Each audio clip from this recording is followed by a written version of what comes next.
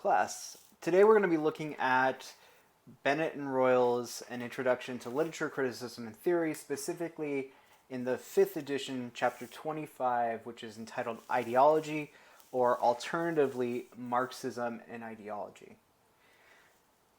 With that in mind, let me do a little bit of backtracking. So when I teach English 1, one of the first things that I introduce students to is the concept of semiotics. Semiotics is basically the idea that when you see a sign, like a symbol or just an everyday object, it often tends to signify something else, right? If I see a cross, that can give us the idea, like if somebody's wearing it around their neck, then they're a Christian, right? If Jesus is on that cross, it's a crucifix, therefore they're Catholic, right? If I see an image of the American flag, right, I might think about what do the colors represent, what do the stars represent, the 50 states, but it might make me think about 4th of July. It might make me think about the Revolutionary War. It might make me think about the addition of Alaska and Hawaii. You have all these different associations when you see things, right? Because going back to a cross for a second, it's basically a T, right? So if you see it out of the context, if it's not made out of wood or metal, if it's not around someone's neck or up on a wall, you might be like, what is this wooden T? Right? Or if somebody flips it over upside down in their hand, it could look like one of those wooden swords that are made for little kids that you buy at like Disneyland or Renaissance fairs. I'm not saying to do that with a cross, that would be highly disrespectful. But then you also have the fact that, if you flip a cross upside down, that has multiple meanings, not just a symbolic representation of Satanism, for example. It has meanings actually within different forms of Christianity. Why am I bringing this idea up? Well, there's a document called the Semiotic Method that I tend to use in the first several weeks of my English 1 class to get us thinking critically about the world around us, analyzing things that you just sort of take for granted. So with that said, they define what ideology is rather quickly in the first several paragraphs by the second page. So let's take a look at how it's defined in there. Obviously, most of you don't have a copy of it in front of you, but that's okay, because I'm just going to read, so that we can cross-reference this information with what is in Bennett and Royle in the ideology chapter. And again, if you don't have the 5th edition or the 4th edition, or if you're using the version of the 3rd edition that's on academia.edu, or is it .org, I can't remember, just make sure that you're looking at the chapter entitled Ideology, if it's in the 3rd edition. I'm not sure. They talk a little bit about Roland Barthes, the French theorist. He talks a bit about politics. They bring up his ideas about politics and sort of how, for Americans after Watergate, and even now, politics can be somewhat of a dirty word, just because if you come from certain subcultures of American culture, like let's say you're African American, the system hasn't been very helpful for you and your family and the generations going back, your ancestors, obviously. So there's a lack of trust in the political system, right? When bad things happen politically in the United States, like sort of like the situation we currently find ourselves in, again, politics becomes a dirty word. All politicians are corrupt and crooked and blah, blah, blah, blah, blah. Which I think that's realistically true in some cases, and in other cases not so much. But the crooked ones stay in power because they're willing to do anything, and a lot of it is being money motivated. And that's what oils the gears in the system, which gets us back to the point that I was going to bring up. What do they bring up in this part? They say that Barth's point, and the point of semiotics in general, is that all social behavior is political in the sense that it reflects some kind of personal or group interest. Such interests are encoded in what are called ideologies, the plural of ideology, which are essentially worldviews that express the values and opinions of those who hold them. Politics, then, is just another name for the clash of ideologies that takes place in any complex society where the interests of all those who belong to it are constantly in competition with each other. So if you think about the polarized political system, the two-party partisan system that we have here in the United States, Democrats and Republicans, and then you extend it further to the polarized political spectrum that we have in this country, which outwardly seems like it's either people super far to the right or super far to the left. But I would like to point out what's considered super far to the left in this country is normal in most of the other world, like healthcare for everyone, not throwing everyone in prison for everything. I could go on, but you get the idea. All right, so these radical leftist ideas tend to be normal in other countries. So kind of makes you think. All right, but going back to this, that description of an ideology kind of goes hand in hand with what Bennett and Royle talk about. So let me just read what I just read to you from the semiotic method. That's semiotic. All social behavior is political in the sense that it reflects some kind of personal or group interest. Such interests are encoded in what are called ideologies, which are essentially worldviews that express the values and opinions of those who hold them. All right, so your life, like anybody's life, is ruined. I was about to say Freudian slip is ruined, but I was really going to say ruled by ideologies. And what do we mean by that? Well, ology, of course, as you learned in your science classes, is the study of something. Ideo doesn't, you don't have to major in Latin to know that that's got to be related to ideas.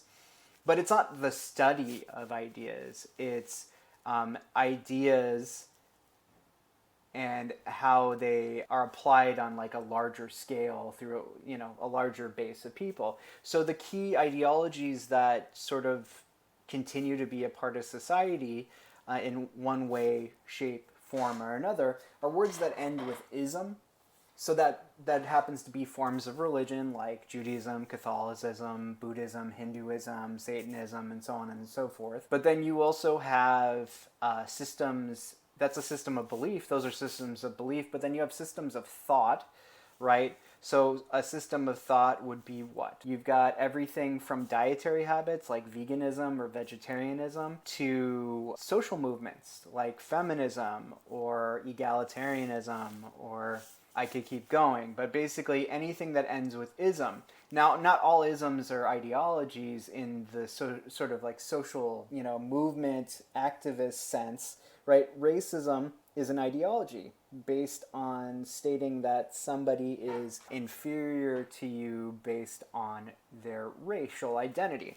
And as we talked about in the race chapter, race is a social construct. It's a made-up, human-made idea. Again, that sort of fits with the nature of ideologies. They tend to be worldviews that tend to have an origin point from either a specific theorist, like in the case of what we're talking about today, which is Marxism. That starts with Karl Marx, K-A-R-L, capital M-A-R-X. But he wasn't alone in this. He had a partner named Friedrich Engels, and they would write something called the Communist Manifesto.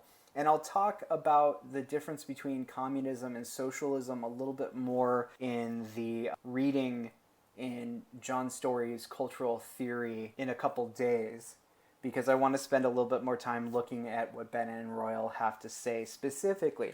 Now, I will point out to you that I'm really going to focus on pages 231 through about 235, and I'll kind of briefly sum up really what I think you should get out of 236 through the top of 238.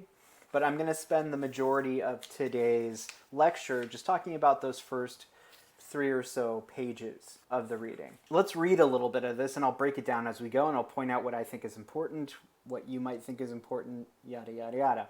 The way you think, what you think about society, ethics, politics, justice, about poverty and wealth, about education and the health and welfare systems, about crime and punishment, about human rights, race, religion, and ethnicity, unemployment and the minimum wage, about immigration and asylum seekers, sexuality and gender, the environment, the ecosystem and global warming, about war and revolution, about terrorists and freedom fighters, is a matter of language. You make up your mind about these and a host of other questions, and through the words you and others use to describe them. Politicians know this, of course, not least because the politician's job is almost exclusively concerned with talking and to a lesser extent writing in Parliament. For us, it would be in Congress or the Senate, on TV and radio, if she gets the chance. I like it when they do that. They don't use the default pronoun of he, they use she. That's nice. It would be cool if they used, a genderless pronoun like they, too, but just putting that out there. On the streets and in election campaigns, in her weekly surgery, on the telephone, tweeting, on the internet, and in blogs, in newspapers, in committees, and other meetings. The politician's job is to talk, to manipulate language in order to influence the way others think about and see the world. Her job is all about ideology. And here we have them defining what that is for us. Ideology, the way that people think about their world. The way that people think about their world is produced and altered in and through language. Language changes and even creates the social and political world in which we live. Ideology, in that sense, is language. Some readers might even feel that our decision to speak of the politician here as female is itself an instance of ideology, for example, as politically correct language. To have called her a him could likewise, of course, be called ideological, gender-biased, patriarchal, sexist, or misogynist, just in its assumption that all politicians are, by default, men. Okay, so the things to think about here, this is why I love using this book, is because it's all about language, really, specifically the use of English, right? And within the writing of the book, they show, these different aspects of how language works and how language is coded. If you read this to yourself before listening to the lecture, and you read, and you were thinking, well, that's nice, but why do they keep using, female pronouns? And it isn't until that end of the paragraph that they really spell it out by saying that, if you use him, then it relies on this sort of default belief that all politicians are male or anybody in a place of power is male. But additionally, it's sort of also, on the flip side of that, maybe we can look at the first one is leaning to the left, the more right-wing ideology would be that, they're trying to police language. They're trying to make it so that we just can't talk the way we talk. So you might find yourself somewhere between that sort of debate, but the thing I want you to think about is that something as simple as changing a pronoun can have a huge effect on the way people interpret language. We could illustrate some of these issues through a brief consideration of a few of the political slogans that have washed over us in the last 75 years or so since radio, TV, and more recently the internet established themselves as the dominant ways by which communication happens. And since politicians developed the knack of producing phrases, political slogans, or sound bites, these are good words to know, slogans, sound bites, that can be extracted, quoted, and requoted in and out of context in order to sum up a policy, a political position, a worldview. The following snippets of language may be said to have influenced people's mentalities, their ideology, and consequently their social, political, and economic world. So, 10 years before World War II, give or take, FDR, Franklin Delano Roosevelt was famously quoted as saying, "The only thing we have to fear is fear itself." Meaning that if you get so hung up on your anxieties and fears of things, you're going to be crushed under that weight. Then we have, of course, Winston Churchill's famous speech during World War II, which is, "We will fight on the beaches." And if you've never heard that speech or read it or seen, a bunch of actors have performed that speech, portraying the role of Winston Churchill. It's a really stirring speech because it's basically about the British not giving up on themselves and not giving up helping the Allies, us, battle, and also the Russians at the time, battle, Nazi Germany. right? So keep that in mind. That's a big deal historically. People, I'm just going to read through more of these. People have never had it so good. Harold Macmillan, 1957. Eh. Ask not what your country can do. Ask what you can do for your country. Sorry, I didn't throw in the sort of Massachusetts, Bostonian accent to the end. Let me do that again. Ask not what your country can do for you. Ask what you can do for your country. And that was famously John Fitzgerald Kennedy, JFK, in 1961, around Vietnam.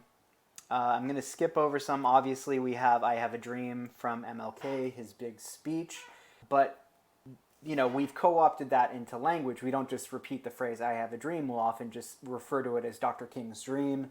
And we know when somebody says, I have a dream, or the I have a dream speech, if you've ever heard it in your life, which if you've gotten to the age you're at and you haven't, education has failed you. I'm just going to be honest with you.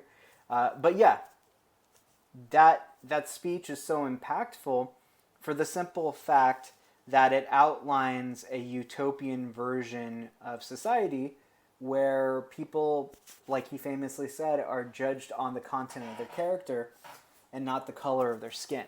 So again, a single four-word phrase, I have a dream, now is chock full. It signifies a greater meaning than just what we see, on the surface. I'm not reading Reagan or Thatcher. They're terrible. Same thing with Tony Blair. The fact that, George W. Bush, that's Bush Jr., who was president in 2001, coined the term the war on terror. The war on terror. That's how W talked if you were too young to live through his presidency, or the majority of it. And then the one that we really have to talk about, which is Trump's Make America Great Again. Now, what is the subtext of that? It's the idea that America stopped being great. Okay, who's the cause for that from the sort of Trumpian point of view? Immigrants. What is the word immigrants code for? People of color, right? And then what do immigrants bring with them? Well, in the case of Mexicans, according to President Trump, they bring, they're drug dealers and they're murderers and rapists and blah, blah, they bring bad things with them. When, the only thing that's keeping us together during this pandemic is migrant workers going out and working farms and ranches and all kinds of stuff. When you go to the grocery store and you pick up a pack of strawberries, some guy from Guadalajara drove up to Northern California or Central California to pick those for like a little bit over slave wages. That's the flip side of the Make America Great Again ideology. But again, what is the halcyon? That's a great word to know. Halcyon. The halcyon days, like the glory days, basically.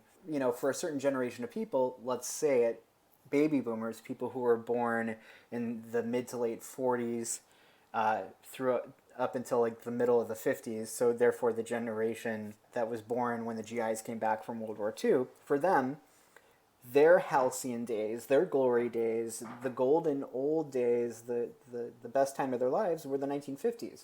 But again, the 1950s weren't good if you weren't white and male and heterosexual and owned land. If you were of color, if you were female, if you were queer, if you were not a Christian, it was a bad time. The 50s, you still, in the South and different parts of the United States, to be frank, you still have lynchings going on. You have people being beaten to death. You have segregation, and not just in the South. That's the misnomer that we're taught growing up. There were restaurants here in California that had whites-only sections and quote-unquote colored sections, but usually it was done along the lines of English speakers and Spanish speakers. If you're going to speak Spanish, either you weren't allowed in the restaurant or you had to go sit in another area of the restaurant. So that's something to think about. So when you say Make America Great Again, and it means let's take it back to the era of prosperity financially that we had in the 50s, you're also subtextually underneath it all, between the lines of that statement, you're also saying let's go back to being a white Christian nation, which officially this country has never been Christian. Was America ever great to begin with?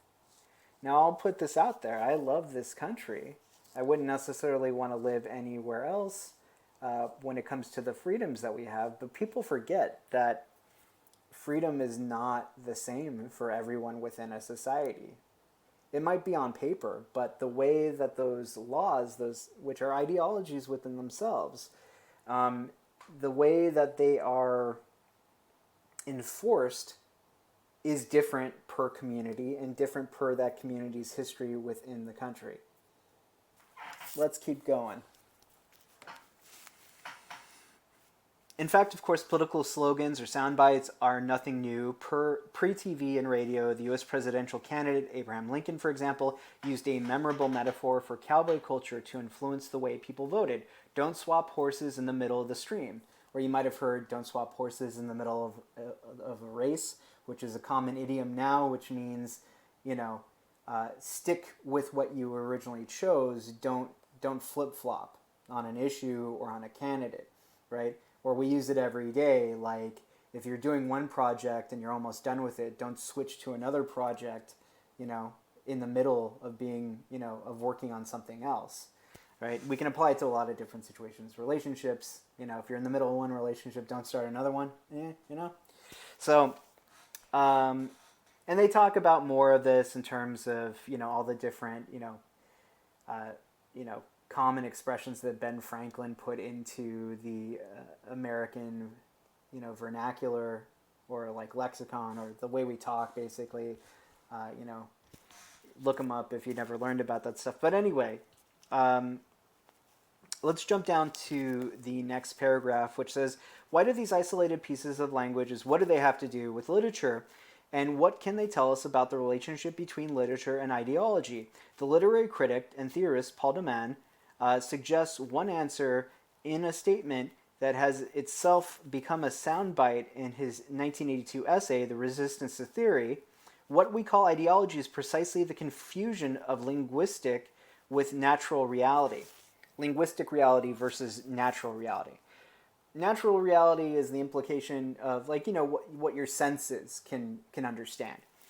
But linguistics is the study of how language works, right? If you become a linguistics major, you're understanding the relationship between languages and how they function.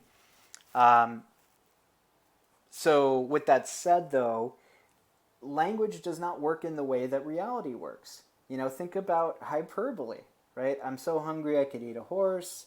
I'm starving to death. That doesn't actually relate to literal reality. Nobody in one sitting, unless they were a giant, could eat a whole horse, nor should you, poor horsey. Secondly, starving takes a while, and it's a real serious thing, and, you're like, starving is like, your skin and bones.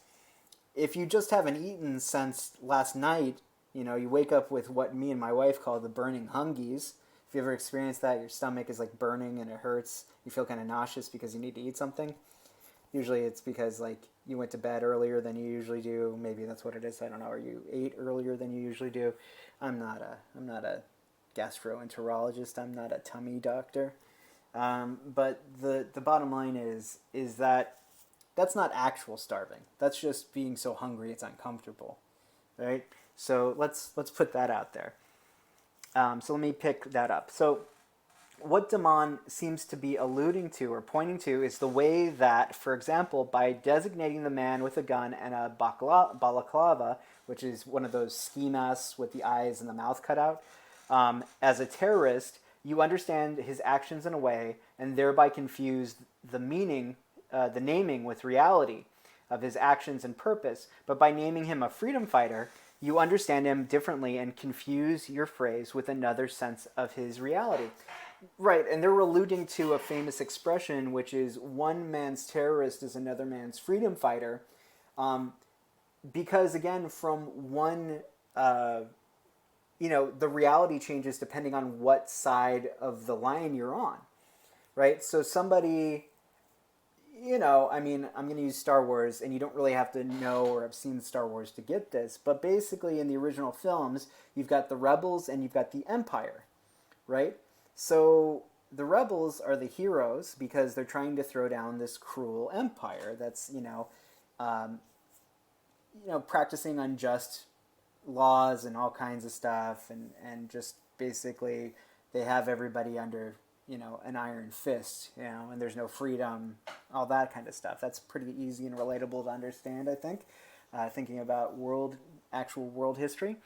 And so from the point of view of everyday people, the rebels might seem like the good guys, but if you're on the opposite side of things, let's say the rebels come onto your planet, the Rebel Alliance comes onto your planet to fight, a bunch of stormtroopers and stuff, and in the process, your house gets destroyed and your significant other gets killed.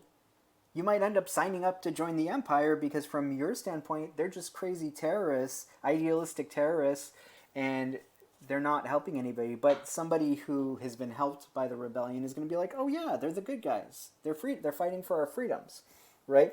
And so that's the key thing to understand is perception dictates reality. Uh, the position you find yourself in life dictates the way you view things. So, again, what you're going to find is if you're 18 or 19 now, when you go and look back on things when you're in your 30s or, God forbid, your 40s or even older than that, you're going to kind of question the reality of, what you thought. You might be like, oh, I was so stupid back then, or like, oh, I was so naive, or in some cases it might be the opposite, right? You might be like, man, I was so much smarter back then. What happened? Trust me, shit like that happens. Yes, that's a Snapple. Okay. So, how does this relate to?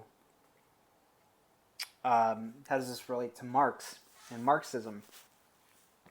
Well, basically, that idea is where the foothold starts. They're saying that ideology informs / creates perception. Now, if you are a working class person, for the most part, depending on what generation you're a part of here in the United States,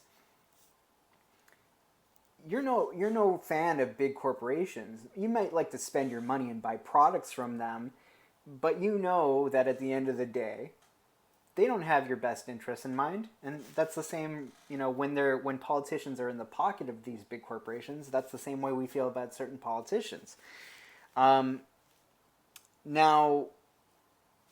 if you grew up in an upper middle class family, or you grew up in a well-to-do or affluent or wealthy family, your point of view is going to be influenced by the ideologies that you've been taught throughout your life, based on the experiences you've lived in relation to your social standing, right?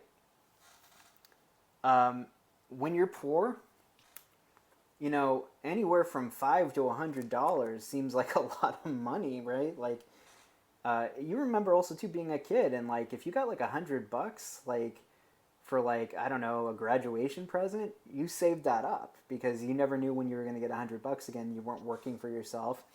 But if you came from a well-to-do family, you'd be like, $100? I can't get anything with $100. And there are people like that. If that sounds preposterous to you or silly, there are people, and that's their life, right? So let's skip over to 233. It's the paragraph that starts with the word. The word ideology has something of a bad name. The crude Marxist notion of ideology is of false consciousness, the system of ideas and representations that dominate the mind of a man or a social group, as contrasted with the underlying reality of economic and class relations. So let's stop there. Let me break that apart. So in Marxism, and I'll talk about this a little bit more in the John Story lecture, but in Marxism, there is the concept of false consciousness, which is the idea that in a consumer-based capitalist economy, we are basically given an idea of what's a normal standard of living and what we should want out of life. And so the story that we're fed, like as Americans, the American dream, right, is you work hard enough, you can achieve anything, and if you want to be president or an astronaut, or you just simply want to start a family, buy a house, that kind of stuff, you're totally capable. Nothing is stopping you except yourself, because it's all your fault if it doesn't work out. So with that said, that would be an example of false consciousness. But let me give you more of a textbook definition so it's a little bit easier to understand.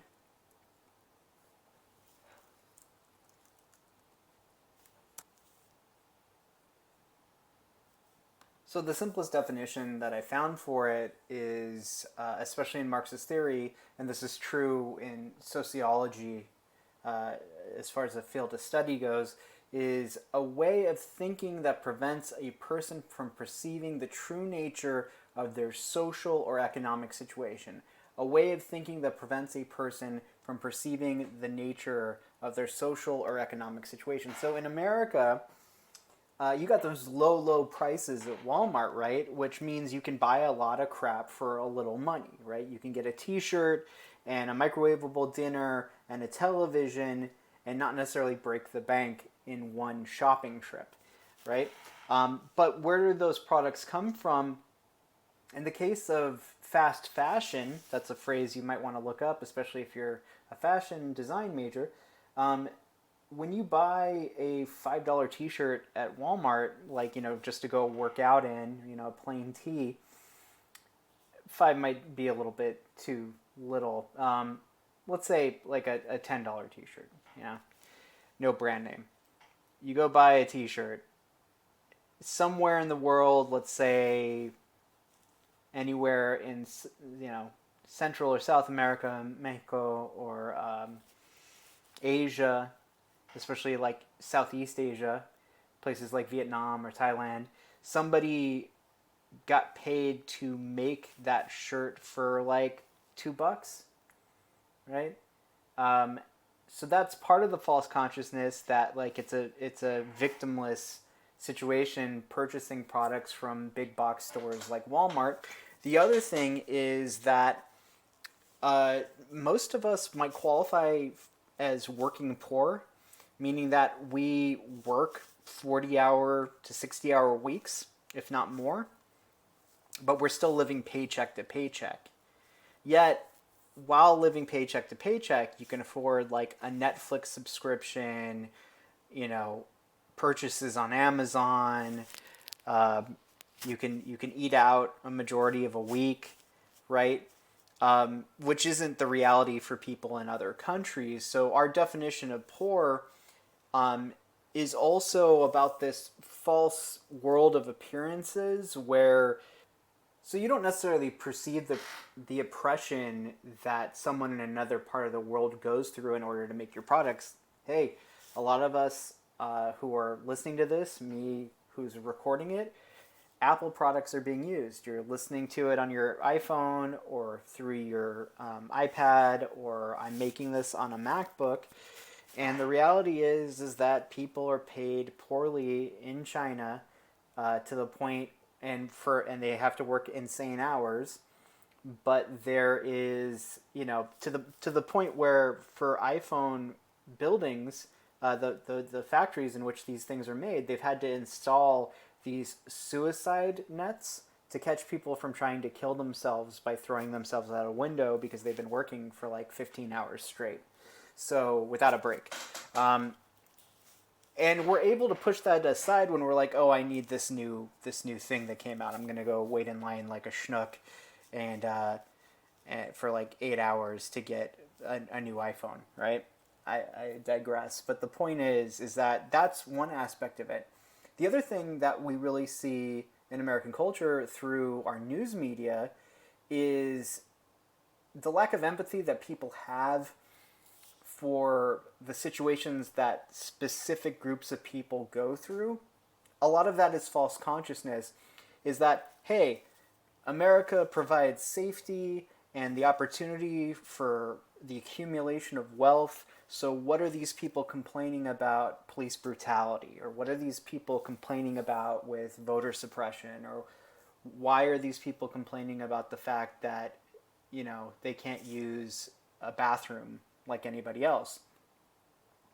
Because your life is good in the system, whether that's socially or economically, you really just don't. It puts up this this barrier, this or a haze, even a fog, so you can't see through it, and you can't see the system in its nakedness, the nakedness of oppression and persecution. That's what false consciousness is in a nutshell. So that's if you're in the Marxism group or you're thinking about writing a Marxism paper, false consciousness would be like a key concept to apply to Dracula, right? Because the thing about classism is that, and this is what Marxism is really talking about, it's where racism is about judging people based on everything from skin color to ethnicity to ethnic identity. Classism is about judging people based on their social standing or their economic standing. So in the same way, when you look at something like, we could see that the way that the Brits, like specifically Harker in the first several chapters of the book, talks about people from Eastern Europe, we can say, hey, that's racist. But it's not only racist, it's classist, right? And what I was going to say before is that classism, all these issues of discrepancies in between balance of power, a lot of them have to do with the fact that it's all rooted in the class structure, the system that we have in place, where you have this situation where you always have the haves and have-nots. You have the people on the top and you have the people on the bottom, and the people on top benefit from the people on the bottom. Now, I will go into details of how Marx, etc., defines these concepts. There is specific terminology and a bit of, a glossary of terms that go with these ideas.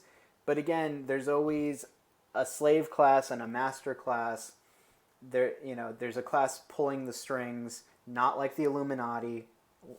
Give up with that bullshit. Save that shit for YouTube. Anyway, not like the Illuminati, but in the sense that there are people who are obviously in power pulling the strings behind the scenes in a way that they reap the rewards of everybody else's hard work. And this is a reality. Marx and Engels may have been talking about this, over about 100 years ago, I believe, or a little bit, earlier than that. Sorry, around the same time that Stoker's writing Dracula, but at the same time,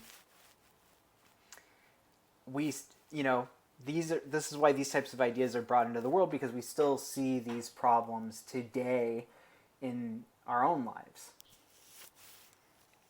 Picking the reading back up on 233, the influential theorist Louis Althusser summarizes Marx's notion of ideology by contrasting it with the concrete history of concrete material individuals. Ideology, instead, is a pure dream. It is empty and vain, and an imaginary assemblage. Ideology, Althusser continues, represents the imaginary relationship of individuals to their real conditions of existence. So what does that mean? Before I read the next line, let me just point this out to you. Okay, so part of Marxist belief is that religion, for example, was famously, labeled as the opiate of the masses. Now, opiate, opioid, opium, this word should sound familiar, but it's basically a drug created to soothe, right? If you read Brave New World by Aldous Huxley, then you heard, the term soma, right? There was a drug in that story that would keep people docile, and it was an opiate. And some of that ideology that is in, Brave New World comes from Marxist ideology. But again, and this might seem ironic that, Althusser, who was a Marxist who came after Marx is basically saying ideology is pointless, but here he is espousing a specific form of an ideology. Again, life is full of these types of ironies, but let's just break this down a little bit further so that you understand it. Ideologies aren't real.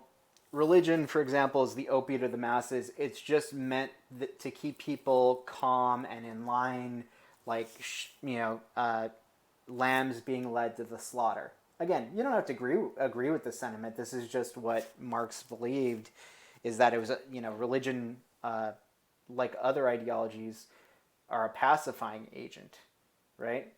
They're there to basically keep people, well, much like entertainment, they're there to keep people distracted and escaping away from their real life problems. So again, when it says that line about concrete history, right? Where'd that go? So sorry about this. Let me just find it because I lost the line. Summarizes the notions, the concrete history of concrete material individuals.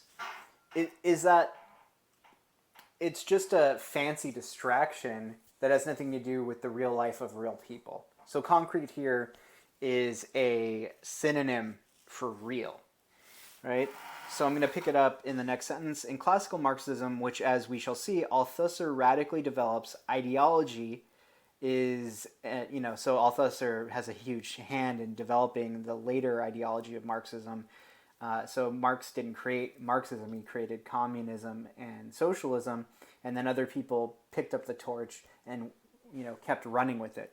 Louis Althusser would be an example of that. So ideology is an imagined representation of reality. It is false, distorted by definition. Ideology is not, Terry Eagleton remarks, a set of doctrines. Rather, it signifies the way men and women, that's why it says sick. It's not that it's spelled incorrectly, it's that it's not just men, it's women too, all people, live out their roles in class society, the values, ideas, and images which tie them by their social functions, and so prevent them from a true knowledge of society as a whole. So it's not that I'm trying to pick on Christianity, it's just there's a lot of stuff within the way that Christianity is abused by certain people that makes it easy to point this out. So some forms of evangelical Christianity employ something called the prosperity doctrine, which is this idea that the more money you make, the happier God will be, which kind of flies in the face of, the actual lessons imparted by Jesus in the New Testament, where he's talking about, taking care of widows and orphans and helping the sick and the dying and homeless people.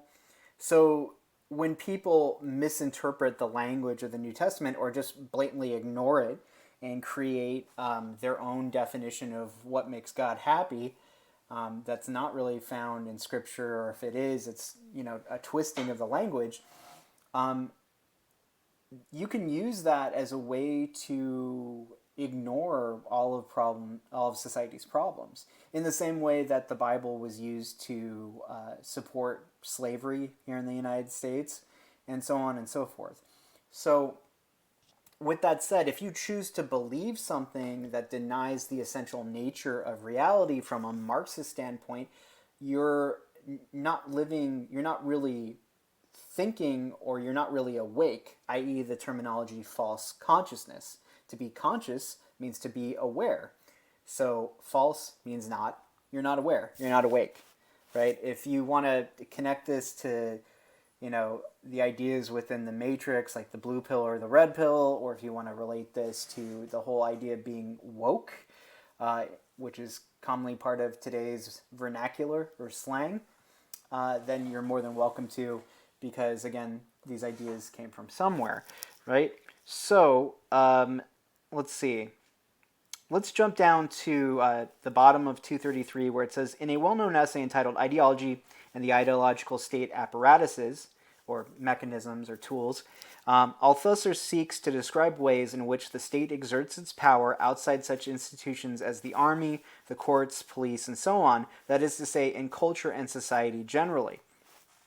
So the way that laws are usually enforced are through these institutions like, the judicial branch, courts, right, law enforcement, the police, and also the army. I mean, if a riot breaks out and it's too much for the police, or the police need backup, they send in the National Guard, right? So again, these systems are there supposedly to serve and protect us, but in a lot of ways, it's more about keeping us in line with what is being, for us to know our place, basically, is one way to look at it. The central insight of this essay is that ideology is bound up with the constitution of the subject, that man is an ideological animal by nature, meaning that people constitute or define themselves as humans through ideology, right? In terms of religion, if you wholeheartedly believe the creation story, then, the earth was created in 6 days, and on the seventh day God rested, and in that time a man was created, and then from that man he took one of, or God I should say, took one of Adam's ribs and created Eve. But before Eve there was Lilith. She's the more interesting one, in my opinion.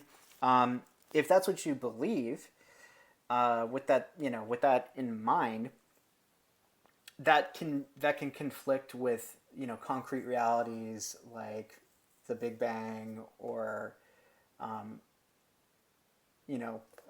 evolution, dinosaurs, right? There's a lot that doesn't really work with that. Now, from a political standpoint, what's the difference between Republicans and Democrats? Supposedly, Democrats and Republicans argue over the role of government. Republicans are for limited government intervention. Democrats are about, supposedly, on both standpoints, supposedly Democrats are about, utilizing governmental resources to help everybody. The fact of the matter is, and not to get off on too much of a tangent, but the more in the middle you go of both parties, the more you can't tell the difference between who's a Republican and who's a Democrat. When they all get money from the same people, the same big corporate donors and everything, who can tell what the difference is? All right, so enough on that tangent. But again, in terms of a point of view, ideological point of view, one of the big things to come out of the Reagan era of Republicanism is the idea that this idea of personal responsibility, pulling yourself up by the bootstraps, right? If you find yourself in a bad economic situation, only you can remove yourself. When, if you're born into generation after generation of poverty, and nobody in your family's ever been to college, and it all, a life that you see on TV seems like a pipe dream, then of course you're not going to be, there aren't bootstraps strong enough to pull you up. You need a system in place that works as a safety net to get you out of that system, right? So, but in both cases, that person who believes that people should be responsible for themselves, that's ideology, right? And me, I tend to side with the idea I just said before, which is it's up to government agencies to be in place to make sure that nobody falls between the cracks. That's also ideology. I'm getting those ideas from somewhere. Where? Well, that's a good question. Okay. So other things to point out on 234 at the top of the next paragraph, it says, to put it simply, subjects, people, make their own ideology at the same time as ideology makes them subjects, right? So, for example, Marx creates communism and socialism, which are intertwined ideas. People, after he's dead, people are like, yeah, these are good ideas. We should really put them into practice.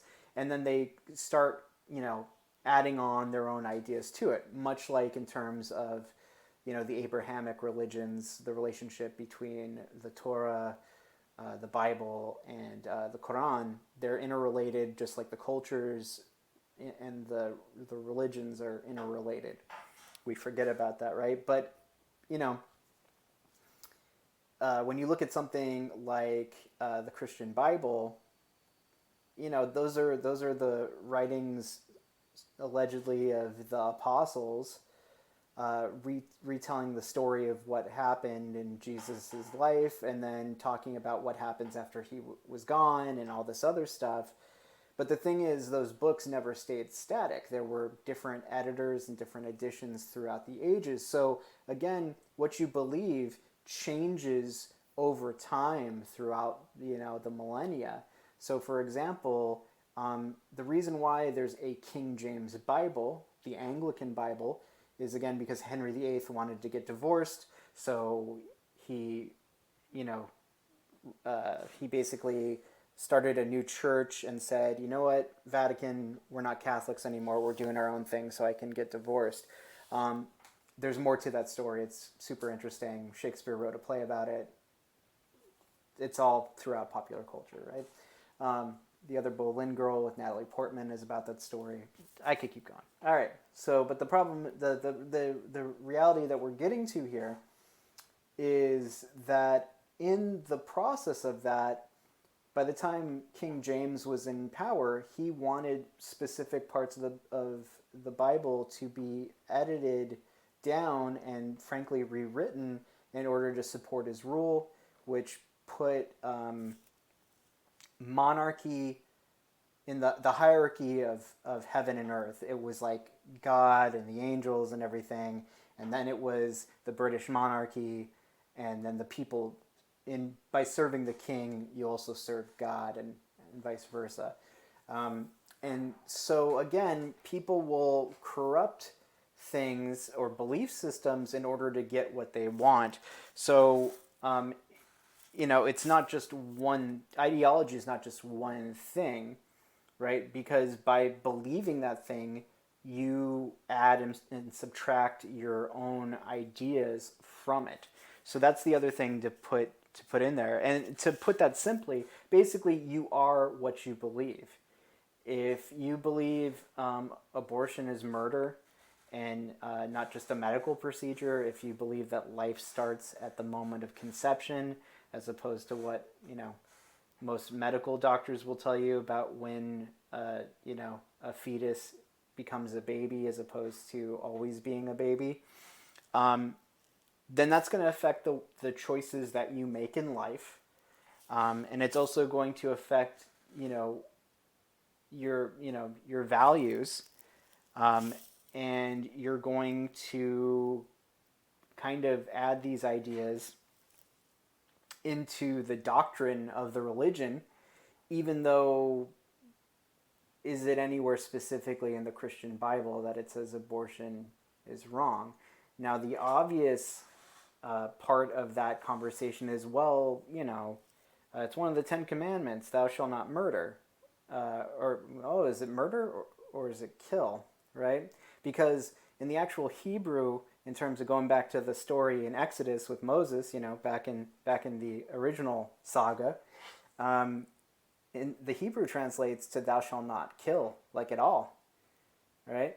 And the implication is won't kill other people. Killing animals for food or for clothing is one thing from that sort of biblical point of view, but killing other people is a no-no. So that means say no to war, say no to self-defense, if we're going to be very prescriptive about what the language means, right? So again, two differences between two different ideologies, but then you have the language in there in terms of one person interpreted it as kill, and when another person interpreted it as murder, right? And there's a big difference between killing and murder. Killing is just indiscriminately without passion as a motive, but it also encompasses murder, which is killing with motive and killing with purpose, right? So it becomes kind of confusing then because of these, little discrepancies between the belief systems. Now, that might have seemed like a long way to explain that, but again, just like you are what you eat, you are what you believe. It affects the way that you go out into the world and the way you act, right? And the way you see the world. Now, going to the bottom of that paragraph, it says, the very reality or naturalness of being is itself a subject of an ideological effect, right? How you understand the world is based on the ideologies that are at play within your own mind that you have subscribed to and that you have wholeheartedly committed yourself to, right? If you believe that suffering is part of life and that in order to really live you have to suffer, then you will be able to carry the burden of the shittiness of life maybe better than a person who's just kind of feeling like a person who believes in destiny or fate, and they'll think that they've been they've had a shitty hand, to use some card poker kind of terminology, like they've been dealt a shitty hand. But again, that's a choice. That's a belief. Okay, so now how does this relate to economics? Well, that's for us to discuss a little bit more with John's story. But I want to point out a line in the next paragraph where it says, in capitalist society, literature itself is an ideological form both produced by and producing ideology. Right? Why do people create things? In sort of from an idealistic point of view, to share what they're feeling, to share their emotions, but that's art, right? And oftentimes art gets commercialized and it becomes a commodity, and consumer culture dictates that people create things in order to make money, right? Which is an inherently capitalist idea. The idea is like there's a supply and demand. You make things because people want it, right? So when somebody writes a book, there's a difference between pouring your heart out into a fictional piece of writing like a novel. That a novel is always fictional, by the way, versus writing a how to code pamphlet that people can buy on Amazon and open on their Kindle for $5, right? When you write a how-to, that's for the purpose of using your expertise, using your ethos in order to make money off of what you already know. Whereas if you write about the plight of a young girl living with her cruel stepmother, and then she breaks free to go lead a rebellion, right? That's, here, there's your young adult, your YA novel. Anyway, so with that said, if that's the case, one, the previous idea can be commoditized, but it starts out as a work of passion, whereas if it's your second or third book and you've made a lot of money doing it, then it becomes a job, right? That's the difference between art and commerce. Art is not a hobby. Okay, it can be if you just do it every now and again, but if you commit a lot of your life to creating, then it's a passion. That's the difference. Okay, so the task of the critic would be to look beyond the unity that the literary text strives to present and forcefully explore the contradictions embedded within it.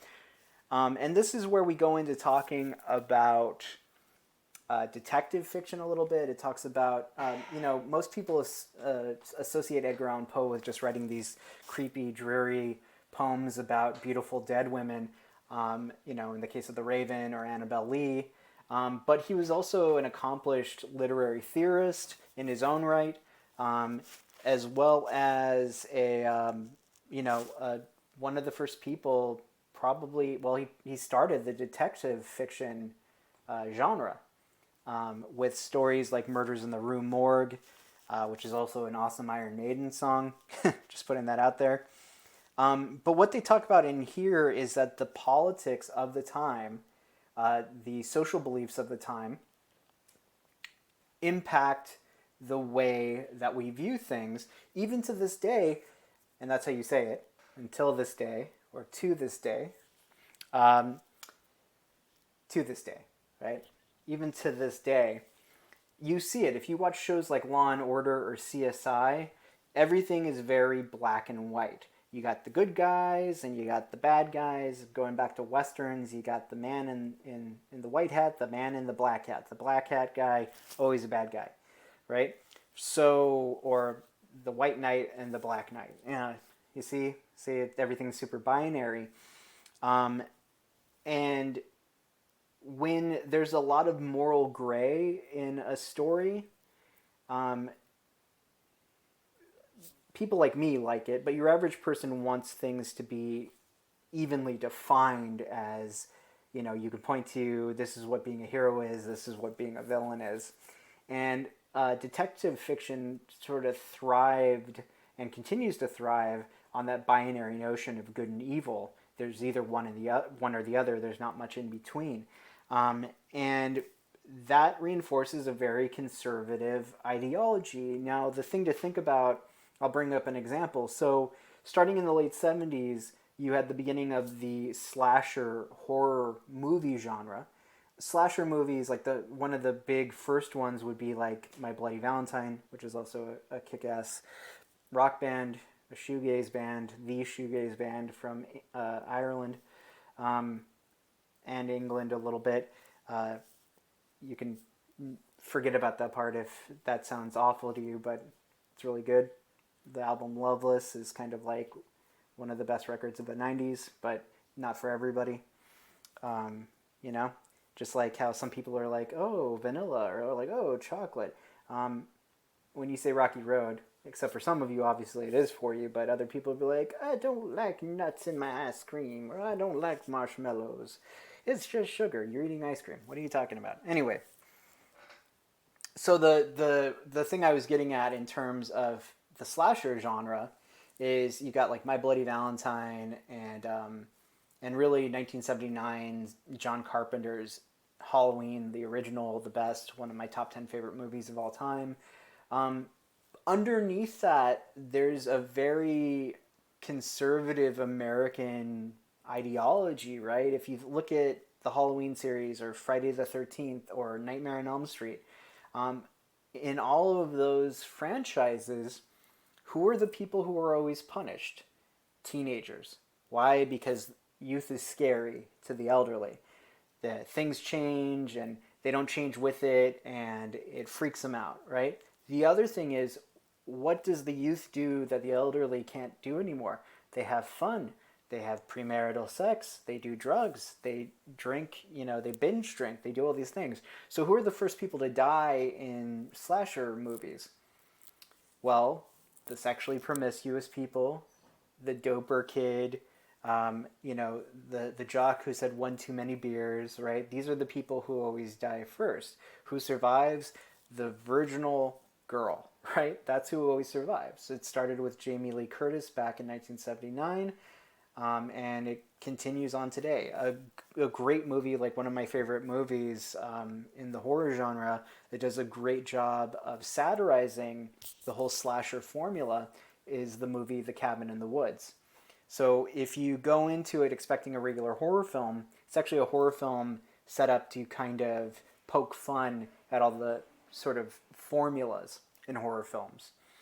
And so how does this relate to Marxism? Well, again, when we're looking at it and we're studying it, we could say that this conservative viewpoint is also based on a capitalistic viewpoint in the sense that who buys movie tickets during that time period, who gets their asses in the seats to watch the movies, and why do, well, I mean, think about it like this. Post 9/11, you had filmmakers like Michael Bay. If I've ever railed on Transformers in front of you, then you know how I feel about most of his movie making. In my opinion, he's made like one really good movie, and that's The Rock with Sean Connery. And that was a really terrible Connery. Saying The Rock was good, but the way I said his name, Sean Connery, Miss Moneypenny. There we go. That's a better Connery.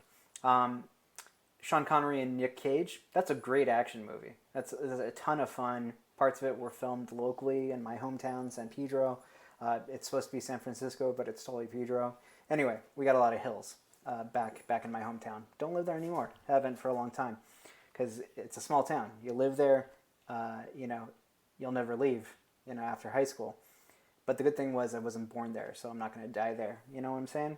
The same thing about a lot of places here in LA, right? Get out, move to another town, even if it's just a couple cities over. Just do something. Anyway, so the point is with the Michael Bay movies, like after 9/11, there were always American flags everywhere, or there might be an image where the American flag has been burned, or you know, in the middle of like a Transformers Autobot Decepticon battle, there's the American flag still flying, still standing there, even though it's been, you know, partially burnt or ripped or torn, right? So it becomes a statement on American patriotism. But if what's the dark side of American patriotism? It's imperialism, right? And why does America continue to get involved in certain wars? It comes down to resources like oil. And what does oil fetch us? A barrel. Money, right? So, and who goes and fights the wars? Is it the sons and daughters of congressmen? No, it's poor people. It's lower middle class people, right? It's people who get promised that they can go to college if they make it back home safe, right? With the GI Bill, right? It's exploitation. It's a human grocery store, to borrow a line from a Guns N' Roses song called Civil War, which is about that, you know, about what we're talking about here. So with that said, let's see if there's anything else to really nail down here. Okay, so I mean, that's about it for this one. I think the main thing I wanted to get across to you is the concept of false consciousness and rediscussing what ideology is, because it's a terminology, it's a term that you may have heard a bunch throughout school and now that you're in college or since you've been in college. But what is it? It's just belief systems or schools of thought. It's just a way to view the world, either, you know, based on, you know, everything from diet to religion to politics, right? It's a way to view the world, not only view it, but also understand it, right? Because a Buddhist looks at the world slightly differently than, let's say, you know, just name anybody who, name a, you know, I don't know, a Nazi. I think that would be a good contrast. So with that said, just to encapsulate it. So ideology, false consciousness, these are terms to really wrap your head around, and especially if you're doing a Marxist interpretation of Dracula, for example, that would be, if this is the Dracula class, which it most likely is, it is, right? That would be the thing to think about. Okay, so I'm going to go ahead and stop here. You know what to do next.